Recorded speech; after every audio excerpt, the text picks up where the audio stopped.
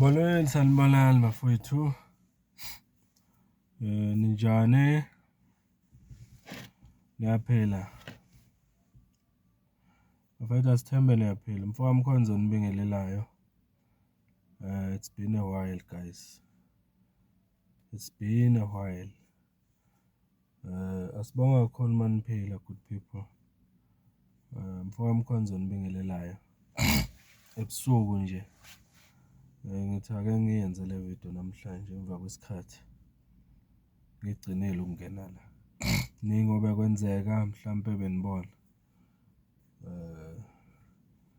Ikakhulukazi njengoba sisebhizi nangomsebenzi omkhulu ukufihla iqhawe lethu emkhona.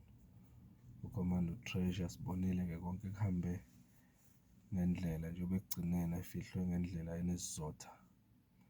Siyabonga kakhulu kubo bonke ababe nengxenye kulo msebenzi ukuthi ube impumelelo afihlwe ngempumelelo. Salele kumsebenzi omkhulu ukuthi siqhubeke lapho ligcine khona iqhawe lethu. Siye phambili. Yiloko kuzokwenzeka moving forward. Siyabonga kini nonke ubuholo obuphezulu be-National High Command MK Party ukuthi kube ingxenye yohlelo lokufihla ukhomanda wethu. Kuba khona kuka-Secretary General uFloyd Shivambu no-DSG uMama Nombuso Mkhize. Sibonga kakhulu kube kuhle kakhulu lokho. Kwenze nomsebenzi wokufihla uCommander Treasure wahlonipheka kakhulu. Siyabonga kakhulu bonke nje abaholi abe bekhona nabasempumalanga o-national organizer ubaba Sikhwameni nabanye. Sibonga kakhulu. Sibonile ukuthi basihloniphile kakhulu emkhondo. Kwahamba ngendlela. Siyabonga kakhulu good people. Le video namhlanje before ngiqhubeke angicela ukuveza nje ukuthi hey ngibambekile. Umkhuhlane ungibambile kakhulu. Bengilele phansi especially emva kwa yonke lento beyenzeka sisebenza sehla senyuka ngendlela ehlukahlukene. So kodwa ke umkhuhlane nginako ungibambile manje kodwa sengcono ke manje. Ngakho sengithola nethuba lokuthi angenze le video. Sengcono kakhulu. Ngithi angenze le video yemfishane, izoba imfishane le video. Mayelana nohambo luka President Ramaphosa nabanye uminister lokuya lapha e-USA beyohlangana no President Trump. Nje sekungumlando ukuthi bahlanganile izolo kwakhulunywa kwaba njeya. Sibonile idrama eyenzakele lapha. Kubukwa ama-video Julius Malema umholi we-EFF becula uDubula Ibhunu and all that. Nomsholozi umholi we-MK Party becula uMbayimbayi. Badubula ngoMbayimbayi. So sibonile kuningi bafethu. Ngifisa nje ukuphawula ngakho konke lokho kafishane. Uma ngabe ulalelile kahle lapha ubuzwa ukuthi uTrump necabinet yakhe, ngizothi cabinet yakhe noma neteam yakhe bebayenzile research kakhulu ngeSouth Africa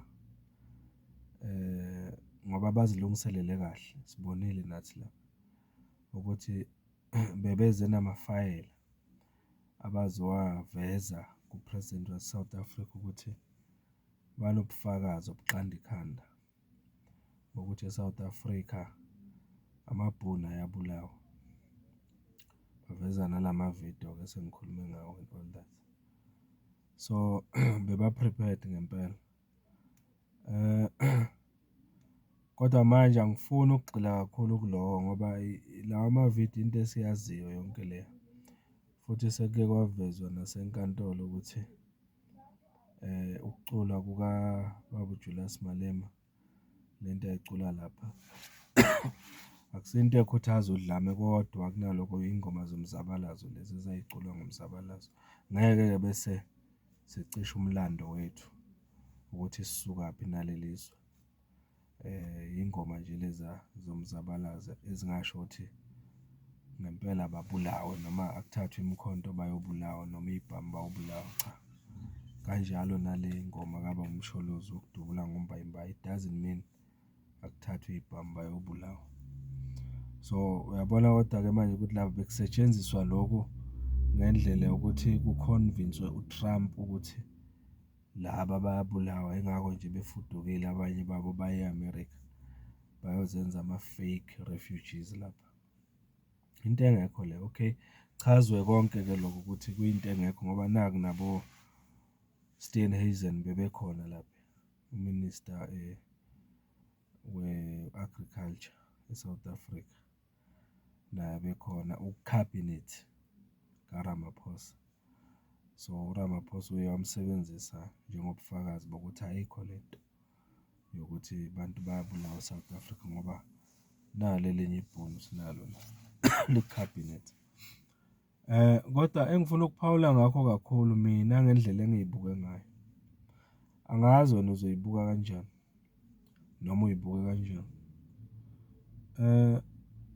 ESouth Africa njengamanje kune-coalition ekhona phakathi kwe-ANC ne-DA. Okuyisivumelwano esibe phakathi kukaRamaphosa kanjalo noHelen Zille. Wasixoxela konke uHelen Zille, siyakwazi konke lokuthi if it wasn't for uRamaphosa ngaba ayikho le coalition ekhona njengamanje kwi-DA ne-ANC. Yayibona? Yingakho nje manje bebiza nge-GNU kodwa siyazi nathi i-coalition. Uma ungabheka le nto le, ukuya kukaRamaphosa mina ngendlela engiyibuka ngayo e-America ebeyoveza nje lapha kuma-imperialist ukuthi kahle kahle isifiso sami mina sewukuthi kube yinaba abantu abangilandelayo embusweni babuse leli lase-South Africa. Mina ngiyibuka kanjalo. uSteenhuisen nje ebeyelapha introduce ukuthi naba abantu abazophushwa ukuthi babuse eSouth Africa after mina Ramaphosa sengiphumile ekubeni upresident. Asekho isidingo sokuthi niwarisheke noma nikhathazeke njenge-America, nikhathazeke njengomhlaba ukuthi eSouth Africa kuzoba ney'nkinga noma nengqinamba zokusebenzisana neSouth Africa. Ngoba manje mina Ramaphosa sengizamile ukuthi okungenani ngisondeze na-DA ku-government, ngibanike nama-portfolio ku-government ukubonisa ukuthi nginako ukubethemba lapha ukuthi leli zwe bangalirana kahle noma ngingasekho mina. So in short, ngikholelwa ukuthi uRamaphosa indirectly, ngizokugcizelela lo indirectly he was introducing the DA and the leadership of the DA with Trump and the world. Ukuthi isifiso sakhe ufisa ukuthi i-government ilidwe yilaba. In short, ayikho lento yokuthi amabhunu ayabulawa noma ayazonda eSouth Africa. Fakazi baloko nako ngize nomholi wawo lamabhunu uSteenhuisen ukhona, futhi ngimfakile ngisho na-cabinet yami nabanye abaseqenjini lakhe ukuthi bahole kunye nathi. In short, ngeke mina njengoRamaphosa ngibe nenkinga uma kungathatha over laba be-DA babuse lela lizwe, okusho ukuthi kafishane ngingumuntu open, ovulelekile.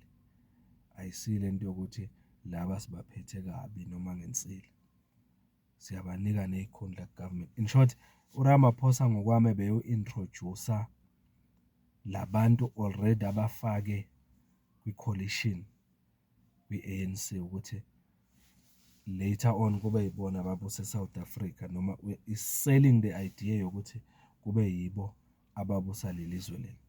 In short, ukufakazela lento yokuthi ubaba uMsholozi ayisho kudala ukuthi kudala i-ANC yadayiswa. That's why Baba Zuma left the ANC, because the ANC has long been sold. Yadayiswa kudala i-ANC under ubaba uCyril Ramaphosa. So lokhu nje bekugcizelela yona lento lokhu bekwenzeka lapha eAmerica.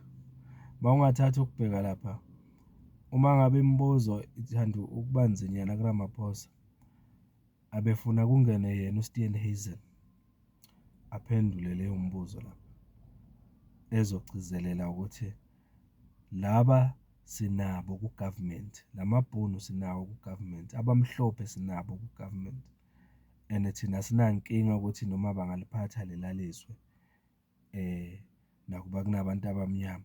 Yingakho nje mina as President Ramaphosa ngibe ukuqala ukuthi ngibavumele babe part of i-government yami. Indirectly, uRamaphosa was introducing the idea yokuthi South Africa if ufisa ukuthi iranwe kanjani, iranwe ngobani, that is white people, oSteenhuisen lapha. Indlela mina njengomfoka Mkhonza engiyibuka ngayo nengiyihlaziya ngayo, angazi wena uyibuka kanjani. Lento nje lena kimi beyishayela istamp, beyigxiviza istamp saloko kwashiwo uMsholozi ukuthi kungani singasafanele siyivotele i-ANC kaRamaphosa. Yingoba uRamaphosa kudala adayisa ngale ANC. ANC is no longer there. It's no longer there. Laba nje bebehamba laphayana i-team behamba noRamaphosa. Mina ngokwami umuntu obebaluleke kakhulu lapha obe-key, who was key amongst ama-members e-team kaRamaphosa, it was John Steenhuisen nabo Rupert nabanye abamhlophe ababelapha, not laba bangakithi abamnyama aba-cabinet kaRamaphosa. They were just there labo nje ukugqiba ihlazo lokuthi kungathiwa bapha abamnyama abahamba noRamaphosa. Ramaphosa was there to introduce the white cabal. Steenhuisen or Rupert nabanye nje basibabonile lapha bephambi kuka-Donald Trump ukuthi this is what South Africa mina njengoRamaphosa engifisa ibukeke ngayo after sengiphumile ku-government. Angazi uyibuka kanjani indlela nami njengomfoka Mkhonza engibuka ngayo izinto. Ubaba uZuma mayethi i-ANC kudala yadayisa, usho into efana nalesi ibone yenzeka la.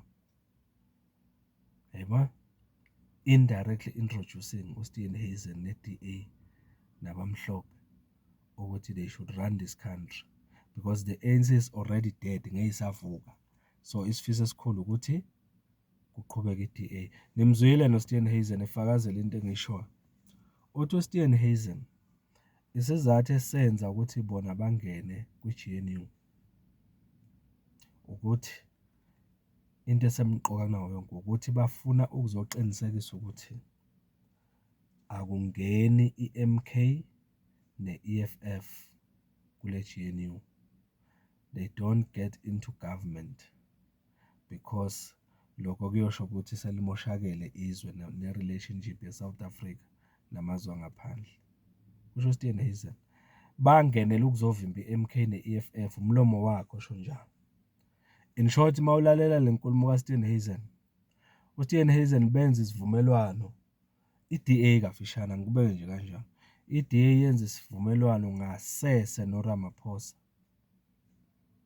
sokuthi sinike lamandla ukuthi singene ku-cabinet yakho because asoze kube nomunye umuntu osinika lamandla ukuthi singene ku-cabinet, sibe nethuba elingcono lokuthi sithathe over soon as white, sithathe soon umbuso wase-South Africa, ungaze uwele ezandleni zikaZuma, ungaze in short umbuso wase-South Africa uwele kubantu abafana noMalema, noma ungaze umbuso wase-South Africa uwele kuma-progressive parties.